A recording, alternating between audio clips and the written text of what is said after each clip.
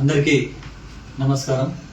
ఈరోజు మంచిర్యాల జిల్లా కేంద్రంలో శాతవాహన టీవీ తెలుగు సీఈఓగా బాధ్యతలు స్వీకరించడం జరిగింది.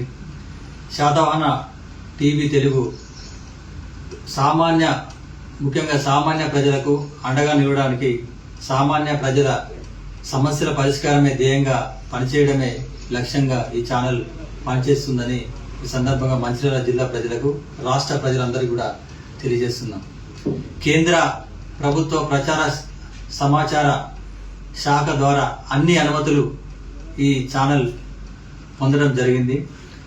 సామాన్య ప్రజలకు అండగా ఉంటూ ప్రధాన ప్రతిపక్ష పాత్రను పోషిస్తూ ప్రజా సమస్యలను పరిష్కారం ధ్యేయంగా, బడుగు బలహీన వర్గాల సమస్యల పరిష్కారం ధ్యేయంగా విలువైన వార్తలతో, నాణ్యమైన వార్తలతో ప్రజలందరికీ కూడా సమస్యల పరిష్కారం కోసం పనిచేస్తామని సందర్భంగా తెలియజేస్తున్నాం. శాతవాహన టీవీ తెలుగు ద్వారా అన్ని రంగాలకు సంబంధించిన ముఖ్యమైన వార్తలను ఇవ్వడం జరుగుతుంది.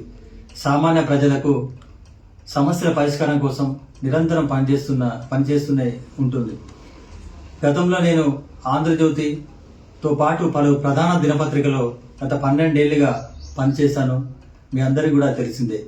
అనేక సమస్యలపై పోరాటం కూడా కలం ద్వారా పోరాటం చేయడం జరిగింది. గతంలో అనేక సందర్భాల్లో అన్యాయాన్ని పరిష్కరించినందుకు నాపై గతంలో ఎంతో మంది ఎన్నో రకాలుగా వేధించినప్పటికీ నేను వాటిని లెక్క చేయకుండా ప్రజా సమస్యలే ధ్యేయంగా పనిచేయడం జరిగింది.